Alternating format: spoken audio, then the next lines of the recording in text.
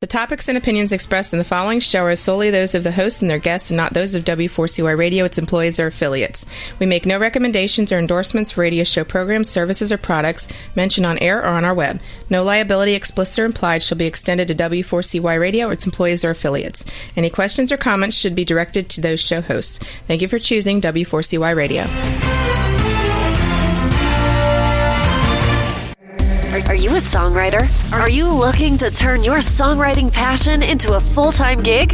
Whether you are just at the start of your songwriting journey or a seasoned industry professional, this show is made for you. Welcome to the Songwriter Show, bringing together songwriting news, interviews, and community.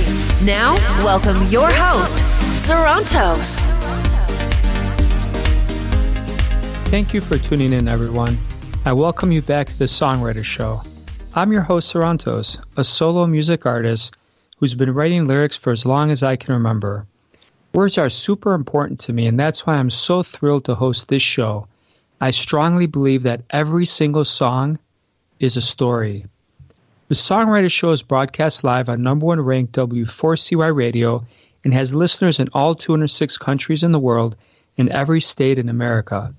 The station is licensed with ASCAP, BMI, CSAC, Sound Exchange, and has multiple partnerships throughout the music industry, including, of course, iHeartRadio and exposure to over 300 million listeners. Tonight's first guest is Tommy Grasley. I'm going to tell you a little bit about Tommy. Tommy's a singer, songwriter, producer, and he grew up in the steel town of Ontario, Canada. His musical journey started as a young boy, drawing on the influence of successful, musically inspired family. Life for Tommy, however, the son of a musician, was tough. Feast or famine. He remembers eating bagels for breakfast, lunch, and dinner. On the flip side, his home was loving, creative, and musical. It didn't last long, however. His family broke up.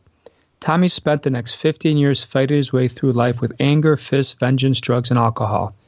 At 33, he finally turned his life around, dealt with his inner demons, and of course, started pursuing his music career full-time. Welcome to the show, Tommy. How are you doing tonight? I'm great. How are you? I'm wonderful, man. I'm excited to have both you and our second guest. You guys have very fascinating stories. So, you know, they say that if you write music, you know, if you're a songwriter, you kind of try to put yourself in other people's situations, but sometimes writing about your own pain is the most powerful thing of all. Well, you know, I personally write about my experiences for sure. I see them firsthand. Who better to write them? Yeah, absolutely. So tell me a little bit, your family was very musical. When did you start playing? How old were you? I was 15 when I started to play the acoustic guitar. Okay. But, you know, like I love to sing. I was singing since I was, ever since I can remember. Okay. And what do you think drew you to the guitar specifically? Why'd you pick that instrument? I tried the sax, which my father plays, and I just couldn't do that. So I tried a little piano. That didn't really work for me. But the guitar, for some reason, stuck. So, and Neil Young. I played a lot of Neil Young when I first started playing guitar. Sure. That's a good influence right there. Did your family teach you music? Did you take music lessons? I kind of learned by myself. I picked up the basic chords, and then I just went from there, really. Okay. And then what do you think you do differently this last year versus 10 years ago versus when you were 15? What do you think is the most dramatic difference? Well, I think my dramatic difference started in 2007 when I started writing and taking music very seriously. Now I have a new album out that's just finished up and it's ready to be released. I'm going to release it next month, and it's come a long way. And I think I've really matured as a artist. And I think this is my my best effort ever. And it's being very well received in Los Angeles, Toronto. So I can hardly wait to release it to the public. Wonderful. Yeah, we can't wait for you to release it too. Do you think, is this your peak, or do you think you're going to keep getting better? Well, I think I'm just going to keep getting better. I mean, that's the idea, And for me, collaboration is key. I like to collaborate with different people. I find that experience the best for me. I think it makes for the best writings, is collaborating. Yeah, I completely agree with you.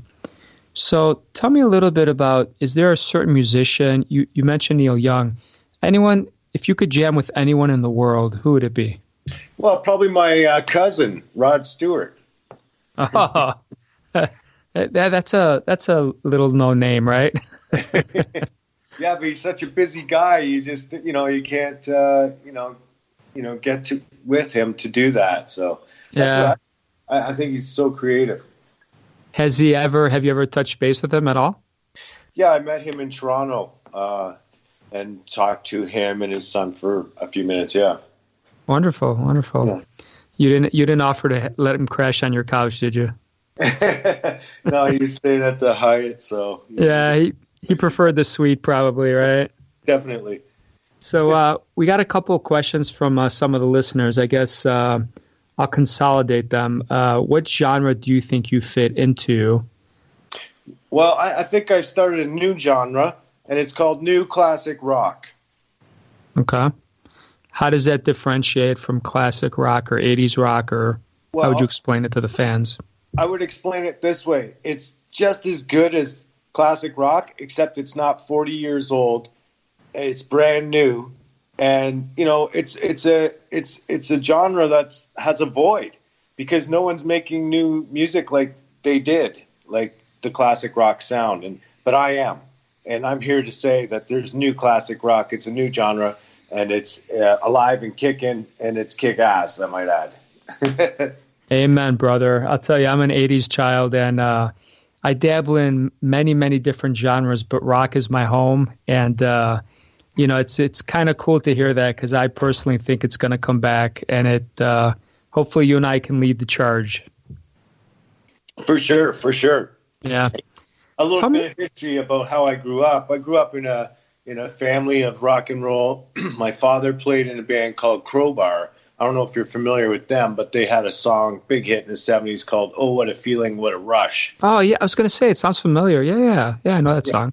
Yeah, that's my family. That's who I grew up with. My dad also played with Ray Materik, who put Linda Put the Coffee On. He played with him for 10 years. So I grew up, Sonny Del Rio is my father, and I grew up in rock and roll. So, I'm here to keep it going alive, as well as yourself, keep that rock love and music alive. So do you prefer, if you had door A or door B, the 5 to 7 minute rock song or the 3-minute radio hit? What's your preference? Well, that's a tough question, but as far as I'd rather have a radio hit for sure. But those long songs can be very, very cool. I do a 3-song, sort of like the Beatles did. Their 3 songs, Paul's Theme, Pam, She Came In Through the Bathroom Window, and Me and Mr. Mustard. I do 3 songs on my new album that join in. One is called Haters, and then Sunny Foxdale, and then the final Love Conquers All. And it's like 3 songs in one. So it's kind of long. I love it. But there's short ones on there, too, that I love as well. So, I love them both, I guess. Yeah, and I could tell you the other thing I've kind of come to the realization, too, is even though most people prefer that 3.5 minute song, and I love releasing a 5 or 7 minute song, but the other thing is during a live performance, that's when you can really expand out a song, even these 3.5 minute songs. For sure. Yeah. Sure. I just want to say, thank you for having me on your show. And my new album, one song on my new album, Eddie Kramer, I was fortunate enough to have Eddie Kramer produce it. It's a song I wrote about King Biscuit Boy, Mr. Richard Newell, who passed away about in 2004, 5. So I wrote a song about him, and Eddie Kramer produced it. Eddie Kramer also did all of Jimi Hendrix, Led Zeppelin, the Rolling Stones, and All You Need Is Love from the Beatles. So, I was really thrilled to have him produce this song I wrote called Richard on my new album. Yeah, that's wonderful. Let's talk a little bit about the songwriting. Do you prefer lyrics first, music? What's your process? Sometimes it's music, sometimes it's lyrics, sometimes it's the melody that I have it, and it sticks in my head, and it's the basis of the whole song. So sometimes it's all of them. Okay. And what kind of advice would you give someone who's just starting out today that you wish they had told you a long time ago? Never stop believing in yourself. And would you be playing the Journey song, Don't Stop Believing, while you're telling them that? Possibly. That's a classic song. How do you figure out like what song's going to make it to your LP, LP, EP, CD? You must write plenty of songs. How do you figure it out? Well, this particular album that I just finished doing, it has a theme. It goes from hate to love. So I wrote every song stayed on the album. So I don't write like many songs and then just I write for what I need. And every song has a lot of meaning for me. So I don't write a whole huge amount of songs. I just write what is necessary for the album and what I feel is necessary to tell the story. And what do you think your strength is? Do you think it's more the music, the lyrics, the melody? What would you say is your biggest strength? Lyrics, for sure, no question. Okay. Tell us, I like to ask every guest who's on this show because we're all indie artists and I feel like we have to support each other. What is the biggest scam you've fallen for, or what can you warn us about? Oh, pay to play. I mean, like, oh my gosh, it's the biggest scam. It's like, and you know what? It's in some places, and I won't name any of these places, but sometimes you have to pay just for the opportunity for a chance to play. Yeah, I know what you're talking about. Yeah, it's crazy. It really is because everybody. I know there's not enough room for everybody, but I mean, I think there is. You know what I mean? And as far as someone putting their heart and effort and everything into it, I think they deserve to be, recognized in one form or another. Payment's obviously a good one. Yeah. So we got a ton of fan questions here. So let me get to a couple of them. Number one, how many albums do you have out? Someone's asking. Okay, I have 2 albums out. Okay. Another question, do you play with any band members? Yes, I have a complete band, 5-piece. Okay. Are you like the head guy and they're like work for hire, or are they invested in your music? Some are work for hire. Depends on where I'm playing, but mostly it's my friends who recorded the album with me, and they're vested in because of the recordings. And yeah, like Dale Henderson from the Headstones, he plays on 6 songs on the new album. Greg Godovitz, I wrote a song with him in Larry Gowan's studio. It's this single. It's called "Love Conquers All." Gatto. My father, Sonny Del Rio, Gillen Weston's on it, Ian Andrews, Kim Deschamps from Blue Rodeo. Eddie Kramer produced the song. A lot of really cool people are on it. And Nick Blagona mixed and mastered it. He did every Deep Purple album, every Ian Gillan solo album, every White. So I met Nick took me and introduced me to Deep Purple actually backstage. And I met Ian Gillan and Roger Glover and Ian Pace and Don Airy. Met them all, and it was fabulous. And I don't know what else to say. It's a vicious game, but I mean, I've been at it so since 2007. So overnight success is 12 years. Yeah. That's right. You work 10, 20 years to become an overnight success. That's something that fans don't really appreciate a lot, but it really takes a long time. Even people like Post Malone and these people have been gigging and touring forever. So it's true. Yeah. A couple more questions here. Let's get to one more. This is interesting because I think there is a little misinformation out there, but the question is, don't gigs pay you? So I'm going to let you answer that because I think a lot of people assume they would and they should, but that's not always true, right? I mean, if you're just starting out, it could be true that they don't pay you. They go with this, we're giving you exposure. That's hey, But now that I've been in this game for a while, I'm not naive. And yeah, I get paid for every gig. Otherwise, it's my songs, my effort, my organizing, my everything that goes into a show that, I get paid for. I've played in a lot of shows. Like I've done over 100 shows easily. And so, like this year. So, yeah. What's the funniest thing that's happened to you in the last month?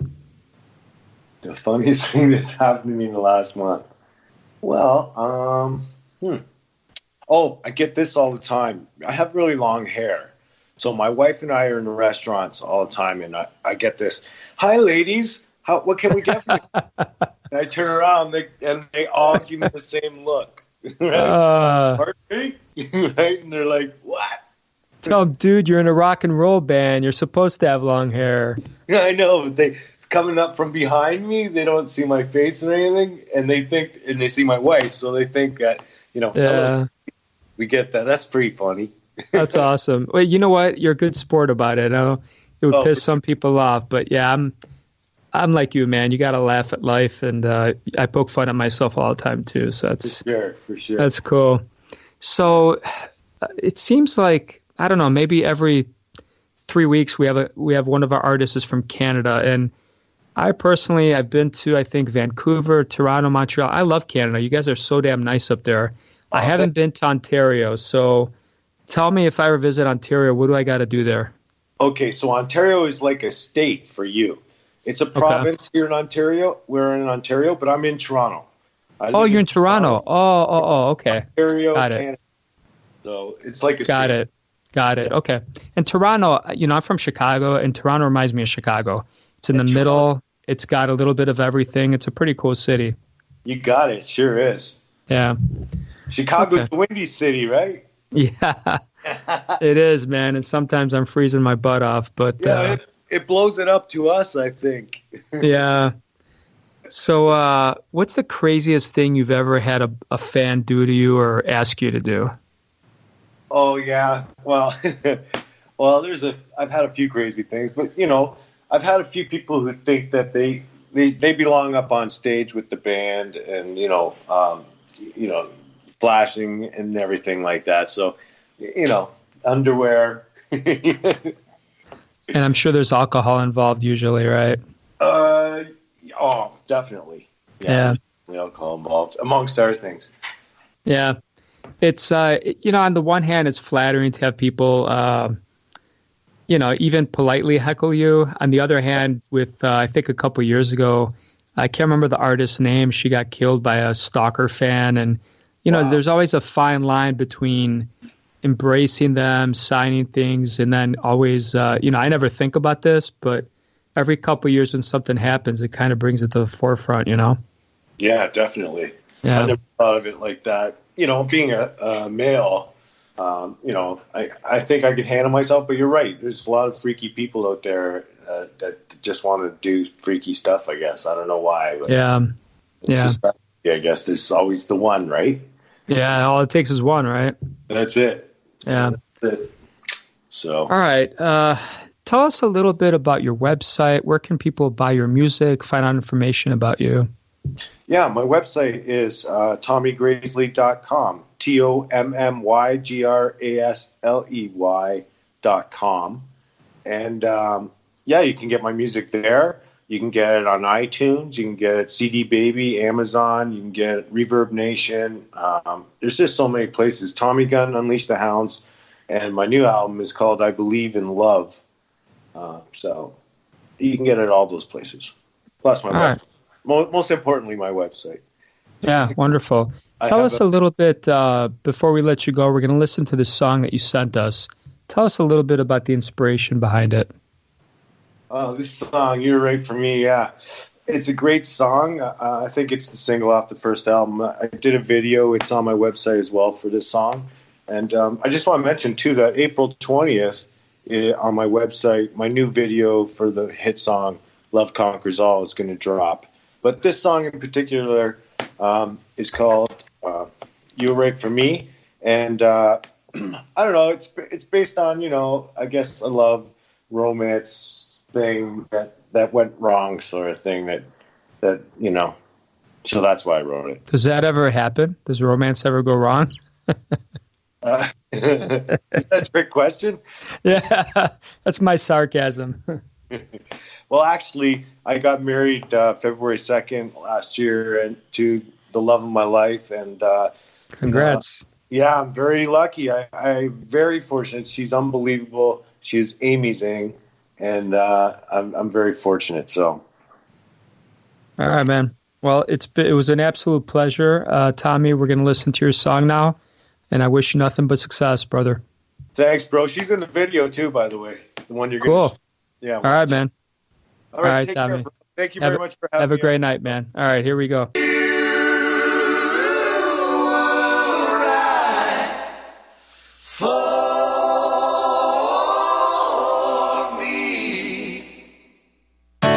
I made a lot of mistakes in my life,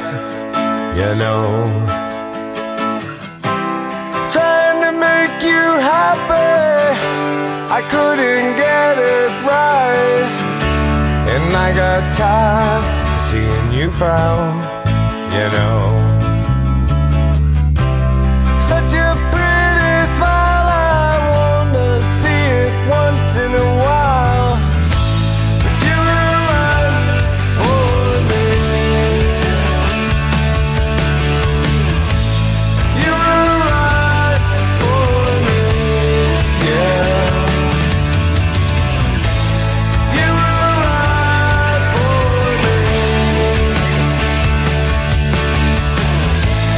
You were right for me, yeah. I hope you find the man of your dreams, Got a feel inside I finally gotta let you go. But that's okay, I'll fight for my life,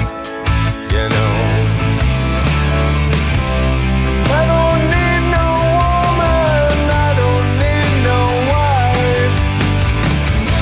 But you were right for me. You were right for me, yeah.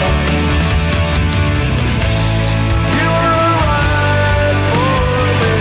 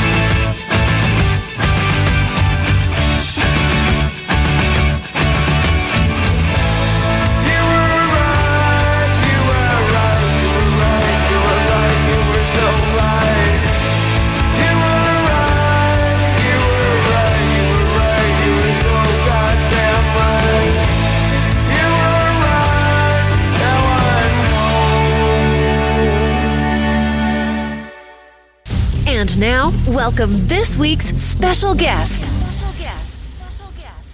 Well, I want to say thank you to Tommy. That was a wonderful song. A lot of the fans have been asking where they can find the song and get it. Again, it's Tommy Gunn. If you look up his website, you'll be able to find it there. Now, I'm very happy to announce our second guest, Christina Connors. Christina has been singing professionally for over 20 years. Her performing has given her the opportunity to travel all over the world, and she plans on traveling again in the near future while performing songs from her album Dream Bigger, songs of hope, healing, and inspiration. She believes in the power of music to uplift and heal the world and is dedicated to spreading kindness, compassion, and love through the songs she sings. Welcome to the Songwriter Show, Christina. How are you doing tonight? I'm doing great. Thank you so much, and thank you for having me. You're very welcome. You know, it warms my heart to read, that you want to spread kindness, compassion, and love, and that's such a simple, noble goal of yours, and I commend you for that. Thank you so much. I feel that not only words, but music has so much power to affect the world, and I think that as a musician, it's my responsibility to, uplift and to spread those messages because, it's either you're uplifting or you're destroying. So, and I think that that's, what I love to do, and it fulfills me. Yeah, I totally get it. And that's, like I said, there's people do this for all sorts of reasons. And I think your reason is very noble. And I hope you make it. I mean, that's a great mission right there. Thank you very much. So let's get a little bit into your songwriting mode there. Is there a main instrument that you use? And do you prefer lyrics or music first? Well, it's interesting because I'm actually a singer. And I've written very few songs. And all the songs on my album is actually written by a friend of mine. And he was a composer that I dreamed of meeting because when I listened to his songs, I was going through a really rough time. And his songs are the ones that not only healed my heart and nurtured me, but they inspired me, they uplifted me, and made me feel like I'm not alone. And I dreamed of meeting him someday, and I did meet him, not only met him, but we collaborated on an album of all of his songs. And as far as, the songwriting is concerned, people like David Friedman, who's the composer of my album, they look for people like myself, singers, who can take what they wrote and bring them to life, because you need both. Yeah, absolutely. And not everybody can do, even within songwriting, some people focus on melodies, some people focus on, there's all sorts of strengths that people have. So I think that's very true what you just said. Yeah, and just like Tommy was saying, it's about collaboration, and that's the magic. The magic happens with collaboration because anything we create in life is all about intention, right? So when you have artists in the recording studio with the intention of bringing great music to the world and the intention to spread kindness or whatever your message is, it's so powerful. Yeah, I agree wholeheartedly, and I can tell you, me personally, this is my 6th year doing it, and I was always a solo guy and always releasing a ton of music. And the last 6 months or so, I've started collaborating, and it's kind of cool. It opens your mind, and this way you just kind of get to meet new people and do new things. And I think collaboration is a very underrated thing that I think everybody should try. Absolutely. And it's all about bringing your own flavor into the experience too, right? So, for instance, someone might be attracted to his songwriting and maybe someone will be attracted to my singing, and therefore they're, so that you also get a wider range of an audience. Absolutely. Are there any famous singers or musicians that you admire, look up to? Barbra Streisand. Classic, yeah. Yeah, I don't know. I love that she was so bold and she had such powerful views on the world and what she believed, and she really expressed that through her music, besides the fact that her chords were like unbelievable. Her power and also her story. She wasn't a very attractive woman, and she was told, she's never going to be anything. And she made something of herself. And that was, I think, what I love most about her. Is that, she didn't listen to everyone else and she believed in herself and really did it. And I think, that's something I really admire because it's not easy. Yeah. And, she reminds me a lot of Meryl Streep. I actually saw Meryl Streep had a post, I think it was last year, how the same thing. People told her she was ugly, she'll never make it. And I mean, my God, look what Meryl Streep has done. So. Yeah, and it's hard, especially now in social media. I mean, there's so much media out there. I mean, there's so much of that going on. It's like you really have to, if you're going to, especially as an artist, I mean, you're putting your heart out there. You have to be so vulnerable to share your heart through song. That it's really challenging, especially in the world today, because people have no problem, bashing people, which is another, again, reason why I was so inspired to write, to sing "We Can Be Kind," which is a song in my album, because the power we have to affect each other. And, I'm a believer in that you can't do anything to anyone else that you're not really ultimately doing to yourself. So, or another thought is, okay, treat the world the way you want the world to treat your children. So we're not affected by what we put out into the world. And so that's a huge message that I bring to not only my music, but my life in general. Yeah, that's very true. Do you ever get nervous before a performance? Tremendously nervous. Okay. It doesn't get easier? You'd think it would. Actually, well, when I sing songs or perform a song that I know I've done a lot of times, you know what I mean? Then it's a less unnerving. But if it's music that I haven't really put up on their, its feet yet or whatever, it can definitely be nerve-wracking for sure. But I kind of, you can also translate the butterflies to an excitement too. And sure. And it's exciting and it's nerve-wracking, but it's also fun because you're just kind of taking a risk. Yeah, no, I totally get it. What's a typical day like for you? For me right now, well, I'm actually in the process of learning public speaking because I want to weave my music into public speaking that provides a message to the world in that kind of way. So I'm doing a lot of training on that. I also am part-time a licensed massage therapist. So I'm bringing hope, healing, and inspiration to the world, not only through my voice, but through my hands at the moment.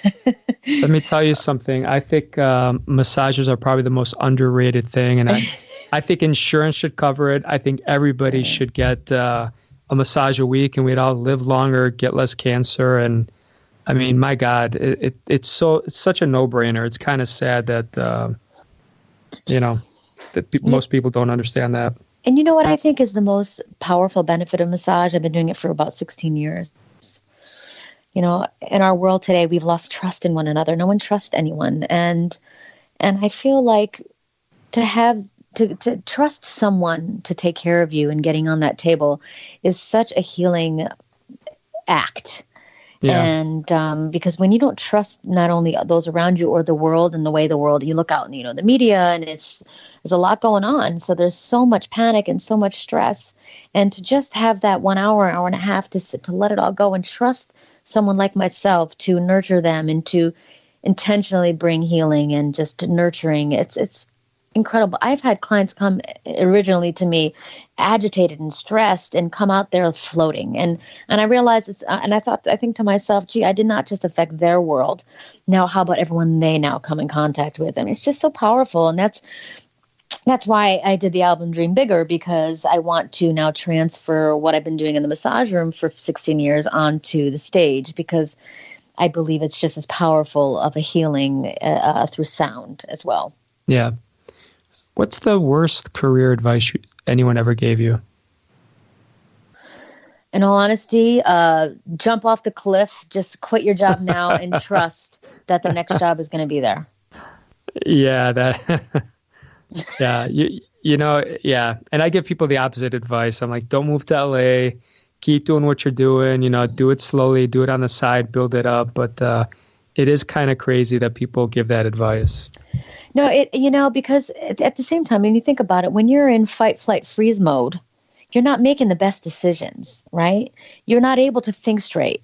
So if you're in stress, and you're in that fear, because you left your job and now you're anxious and you're, impatient to get something else, that's just not going to work in your favor. I think that set your intention and stay in the job you're in and then just slowly, you, like you said, you build it. And something I've learned in my massage practice, I've met incredible people through what I do now that have led me to opportunities as a performer. So you don't know why you're meeting people or what they're in your life for. But my philosophy is, you trust the process. And I'm a firm believer that where I am is exactly where I need to be.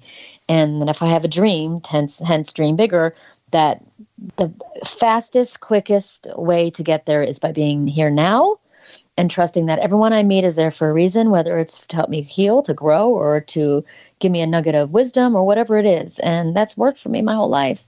Yeah. Any advice for the listeners or for other artists about scams? How do we avoid being ripped off? Ripped off as an artist is someone stealing your music? No, I mean more so in, these managers and all these people preying on musicians, trying to take our money, promising us Spotify playlists. Like what's happened to you? What kind of scam or, that you want to share with us? Well, it's kind of funny. I joined I won't say what the club is. It's an international club for women. And I've done a lot of pro bono performances for charities and things like that. And I have no problem doing that. I mean, I love to sing and there are times when you give it away and it's your joy to do it and try to have people listen to you.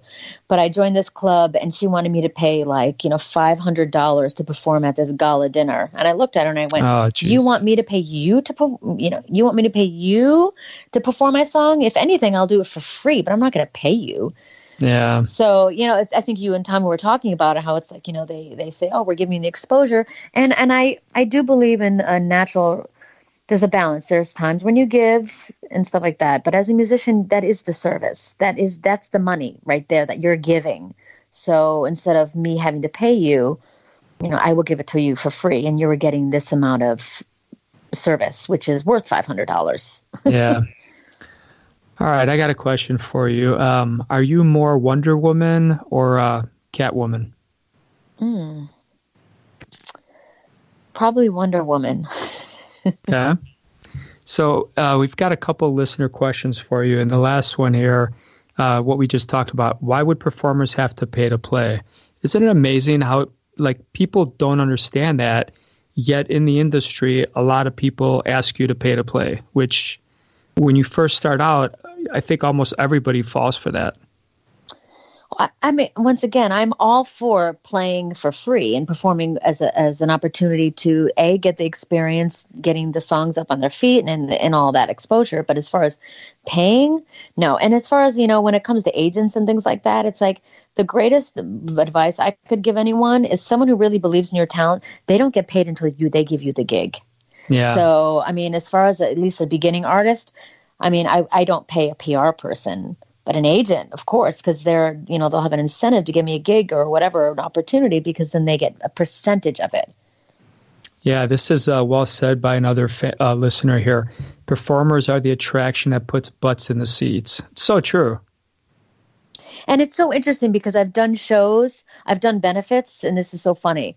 I've produced benefits where it's kind of like, you pay the lighting guys to do the benefit, you pay the sound guys, you pay the theater, you pay everything else that, and all the artists do it for free.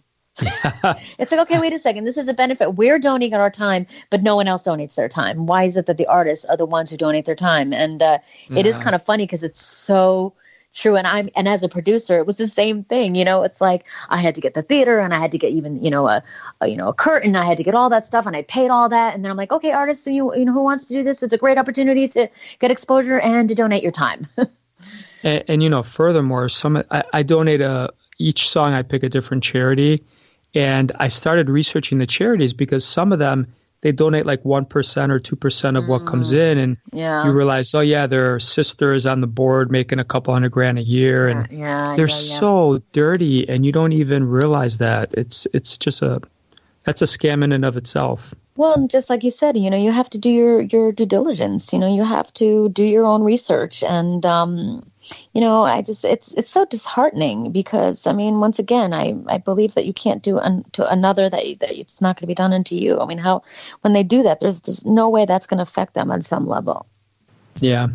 Tell us a little bit about your website. Where can people buy your music, listen to you? Absolutely. My album is titled Dream Bigger, Songs of Hope, Healing, and Inspiration. As far as the genre, I would say it's like a pop contemporary inspirational type sound. I definitely have a Disney-esque Broadway / type sound.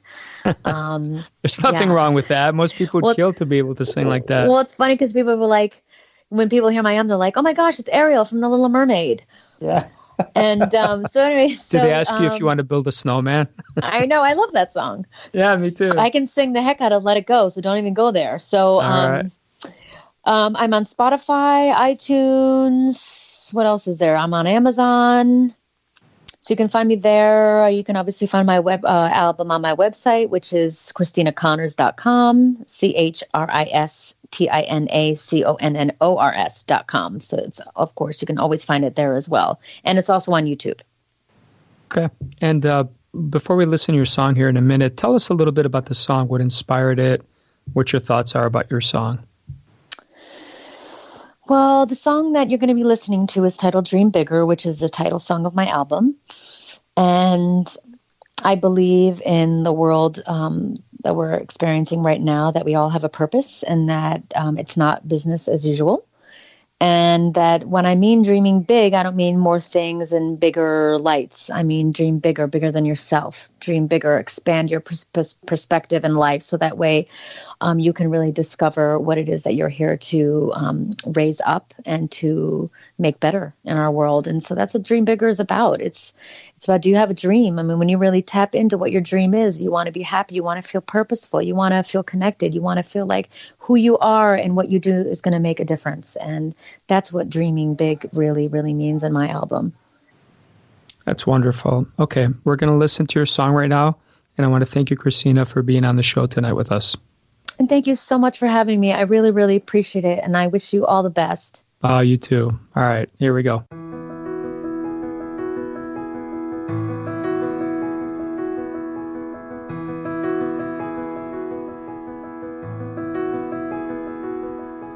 Do you have a dream deep inside your heart?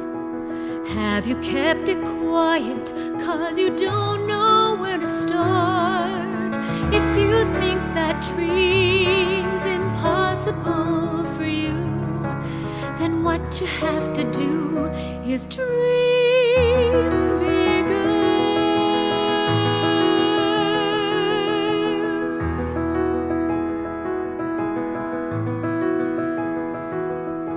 Take your little dream, multiply by 10. And if that dream now seems too big, then multiply again. Don't settle for the moon, keep reaching for a star. No distance is too far when you dream bigger. Think of all the people who've had their dreams come true. Don't you know those people are no different than you? Except perhaps for one small fact, for one thing that they knew. And now you know it too. Dream bigger. Dream bigger.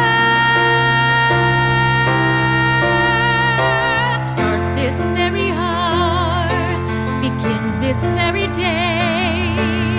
Dry your tears, take all your fears, and toss them all away. Whatever you desire is waiting there for you. And all you have to do is dream bigger. Dream bigger. Dream bigger.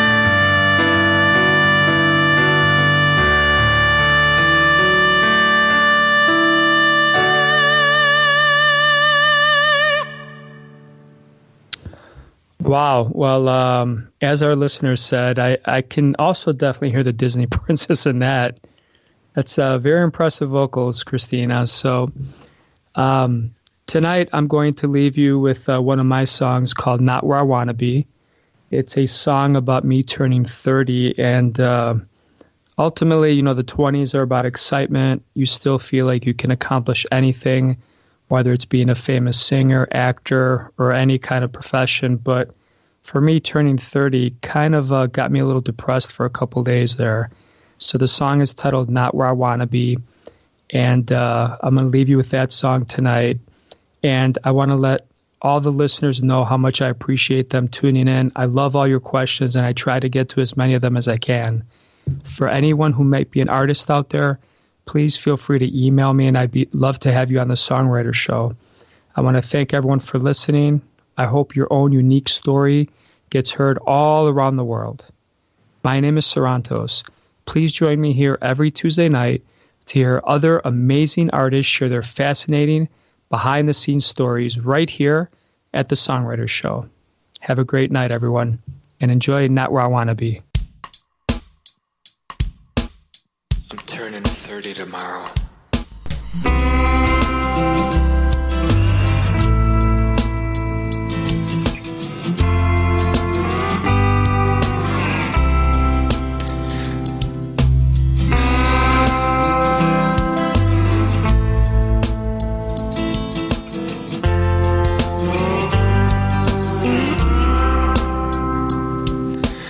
I'm not where I wanna be. Can't help seeing this reality. Don't know when I went wrong. Only feel like writing a song. I woke up today feeling the same. I can't help but feel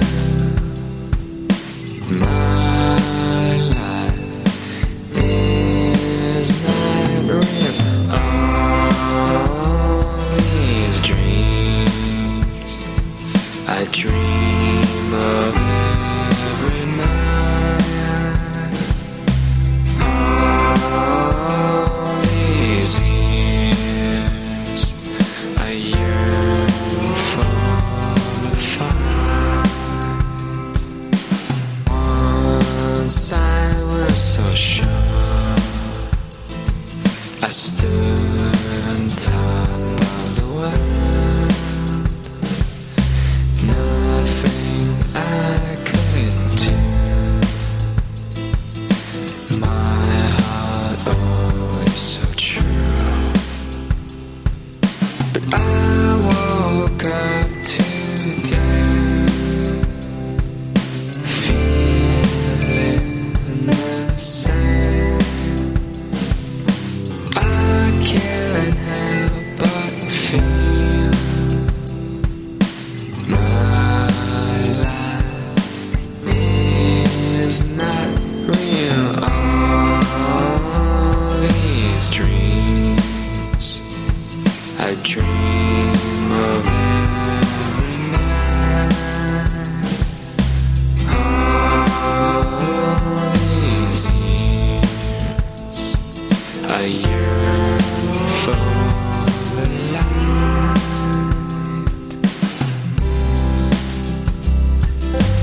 Wish,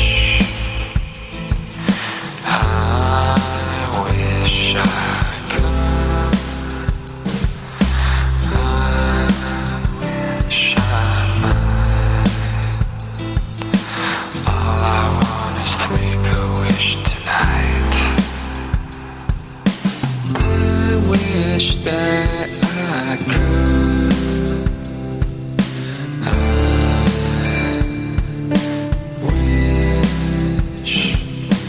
I wish that I might. All I want is to make a wish. Make a wish tonight. And all these dreams I dream slow there and now.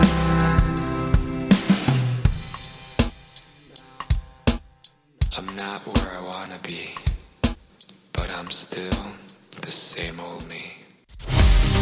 Thank you for listening to The Songwriter Show. To keep the momentum going, head over to www.songwritershow.com and join our free music community of artists, songwriters, and producers. That's www.songwritershow.com.